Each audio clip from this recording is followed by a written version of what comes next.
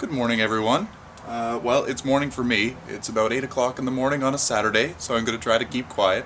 All the neighbors might be sleeping, and you never know, windows might be open. So, I've waited long enough. It is about time to start bringing in the Plumerias, so I thought I'd take you along. A bunch of you wanted to know how I overwinter my Plumerias. Francisco, Drea, my friend Chris from the London area has just recently purchased a Plumeria and was wondering how to overwinter his because he's new to it. So this is for you guys, and everybody else is watching too. So they've done really well. They haven't really shown much signs of distress from the cold weather. From here on, the nighttime temperatures are going to be between 8 and 5, maybe even lower, degrees Celsius at night, and that's really too cold for these guys.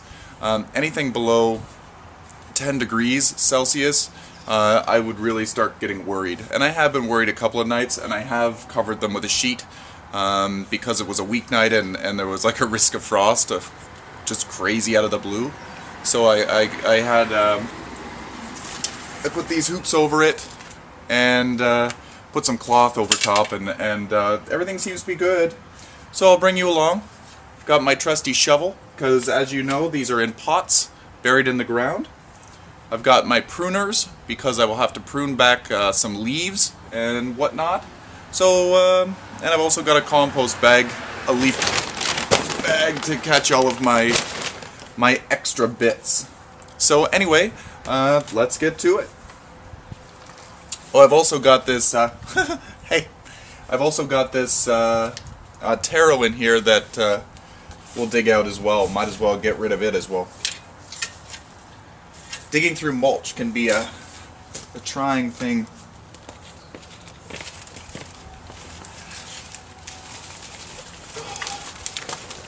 Ooh.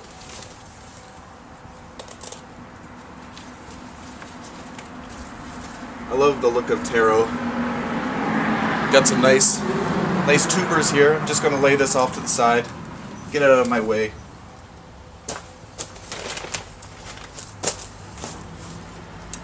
I also have this, what's that? I also have this spider lily. I don't know whether it's off camera. You can kind of see it way over here. It's laying down.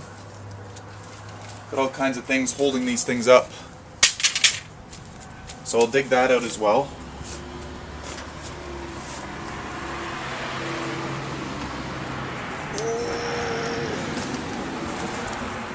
Feels like it's gotten bigger. Sorry if I'm in the way of the camera here. I've got a house on the other side, so I can't get too far away. Oh wow, this bulb has gotten really big. I can't remember whether I brought you guys along when I planted this, but this is getting huge. Look at the size of that bulb for that spider lily. It's also started creating offsets, so that's wonderful. Just lay that off to the side. And now for the Plumeria. They will have put roots out through the bottom of their pots. That's why I need the shovel. Actually, they really haven't put any roots out at the bottom of the pot. Maybe a few, but not too many. I expected more. Gonna get rid of some of this mulch. Leave it in the garden.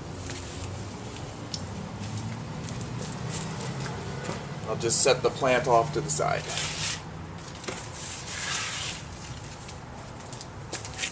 I'll put it over here. Next one, let's try see if I don't need to dig it out. Plumerias by nature don't have a huge root system, so that'll probably work out in my favor. Last year I remember they were rooted into the ground and I had to snip away all kinds of roots, but I did increase the pot size. And because I did mulch, here, I've got some roots developing that are crawling over the side of the pot, so It's rooting nicely. I'm sure the pot is full of roots. This one does have some roots growing out the bottom, so I'm just gonna trim those off.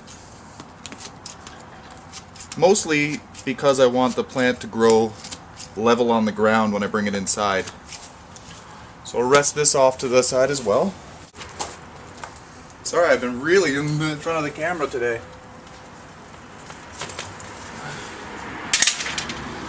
Oh, goodness. I'm not going to be doing anything with the Basju banana until we get a frost. There's no need to cut it down yet. It's slowing down and doing what it does, but until it gets caught by a frost, there's no need to do anything to it. But when I do, I'll bring you along. This one here doesn't really have any roots coming out the bottom either. Wonderful. Means the pot size is perfect for the moment. Trimming off any of the little extra guys. Okay, so what's going to happen this year? Let me get down into camera. Usually I will defoliate at this time, but some of them have inflows, so I'm going to leave this one, as you can see the inflow here. I'm going to leave this one with its leaves on and let it grow under the lights that I just installed in the basement. This one will grow through the winter, and we'll see what happens. I'll keep you posted on that one. Let me get another one here.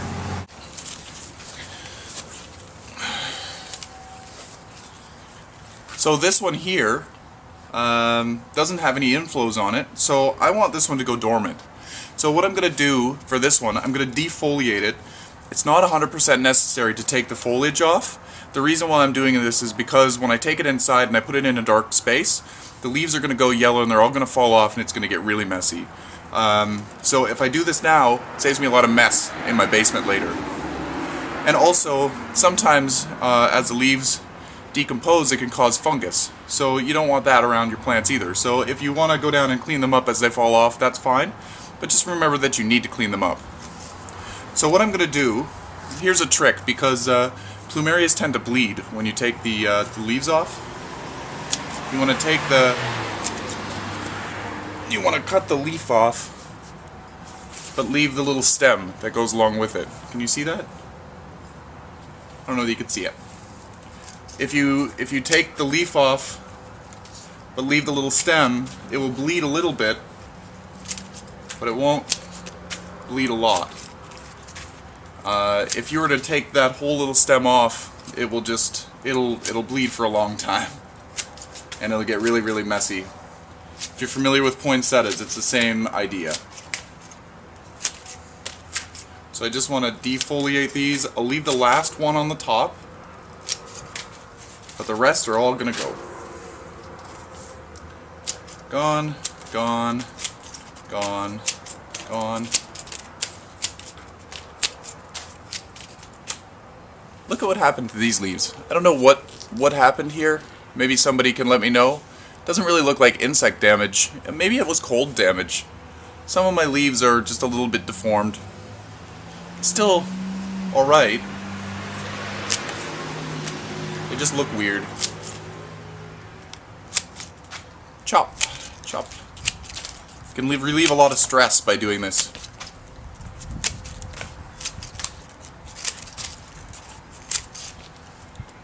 There we go. So I'll leave this outside just for a few hours and let it bleed out, do its thing, callus over, and then it'll be safe to bring inside and not have any drippage all over the place. So this is what I'm going to do, and again I'm going to place it in my basement, a cool place. It doesn't have to be a basement if you don't have a basement. A cool place that's dark. Maybe you have a closet, maybe, I don't know, a spare room that you never open the windows. Just place it in there. You don't need to water it. Check on it once a month to see if the stems are starting to wither up. If they start to wilt or prune up, you might need to give it a little bit of a drink. But last winter I did not water it at all. The soil got bone dry and everything fell off. It just went dormant. And then in the springtime, Oh goodness, I think probably around March I brought them upstairs and I gave them a little bit of a drink.